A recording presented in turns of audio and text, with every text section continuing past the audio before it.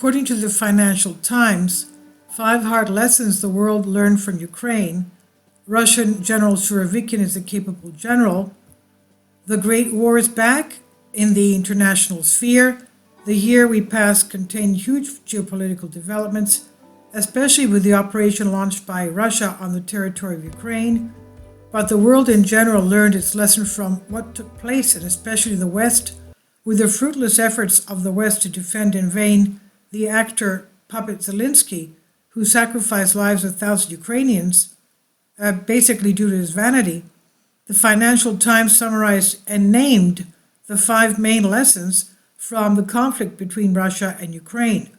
The article was based on the interviews with various Western military analysts and experts who tried to draw the main conclusions about the world and the 2 countries involved in these hostilities.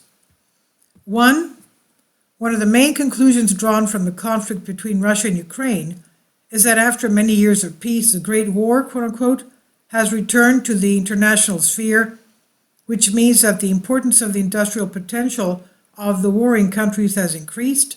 The ability to produce weapons and their stocks is one of the key elements for the success of the battle. 2, at the same time, Western experts recognized that the combat capability of Ukrainian forces depends on foreign supplies. This is the second conclusion from the war in Ukraine drawn by experts. The key question is whether the Western allies will continue to supply Ukraine with weapons, in what quantity and what quality. 3, the third lesson was mainly devoted to Moscow. As quality is more important than quantity, Western experts argued that large numbers of troops and advanced military equipment are useless without good intelligence and leadership. At the same time, experts claim that Moscow taught lessons. The situation on the front line changed when General Surovikin was appointed commander of Russian troops in Ukraine. According to a military expert on Russia from the RAND Corporation think tank, Surovikin is, quote, probably the most capable commander Russia has ever fielded, end quote. Surovikin managed to reinforce the front lines from the mobilized military and organize a successful withdrawal from the strategically important southern city of Kherson, where the Russian troops were threatened with encirclement. On the other hand, experts stress that the Ukrainian army is now facing difficult times. They're suffering heavy losses. Many of them are poorly trained. Some of the Ukrainian units are suffering from extreme fatigue and lack of weapons and ammunition. However, the Ukrainian military is still more motivated than the Russians. 4, the fourth lesson learned from the war is that the support of civil society is extremely important to military success. 5, the fifth conclusion, which is perhaps the most important lesson of the conflict, is that the battle is not fought only on the battlefield, and the course of the conflict does not depend only on the military equipment.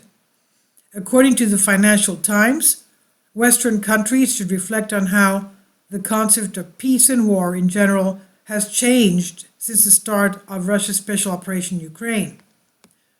The comparison with Afghanistan. The article attempts a comparison between the Soviet Union's invasion of Afghanistan in 1979 and Russia's invasion of Ukraine in late February 2022. Moscow's plan for Afghanistan, he says, was that by dropping hundreds of paratroopers, they could immediately seize the main airport, then the capital, do away with the president, and impose a regime of their choice. It was obvious that the plan envisaged the immediate collapse of Afghanistan.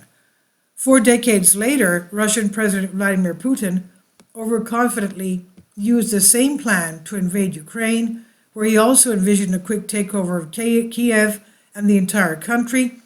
There is direct parallel between how a group of seniors in the Kremlin made a bad decision to invade Afghanistan and how a group of seniors again in the Kremlin made the same decision. In both cases, the military had judged the invasion to be a bad idea, but its objections were overruled. Veteran Russian expert and military officer Mark Galeotis tells Financial Times. New invasion of Kiev. According to the Financial Times, the Soviet invasion left 15,000 Soviets victims and led to another 10-year stalemate, which ended with the withdrawal of the Soviet army. In Ukraine, where an estimated 100,000 soldiers have been lost or wounded in the 10 months since the invasion, the Kremlin continues to misread the national mood.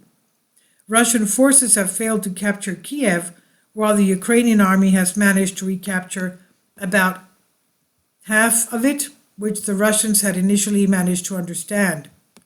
However, Moscow does not appear to be deterred, with Ukrainians estimating that Russia is planning a new ground attack on Kiev, which is of course the capital of Ukraine, despite the difficulties it faces in such an undertaking. How the war will play out in 2023 is attempted by the Financial Times, which asks what lessons can be learned from the Ukrainian conflict and how it could play out in 2023. A key assumption, according to military analysts and officials, is that the big war is back, quote unquote, and with it the need for countries to have industrial capacity and huge stockpiles of weapons to be able to continue fighting at high intensity.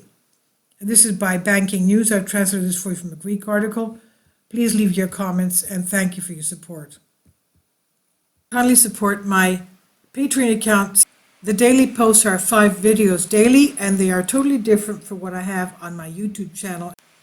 Thank you so much for your support and that you find all my content so interesting. You'll find the Patreon account details in the description box.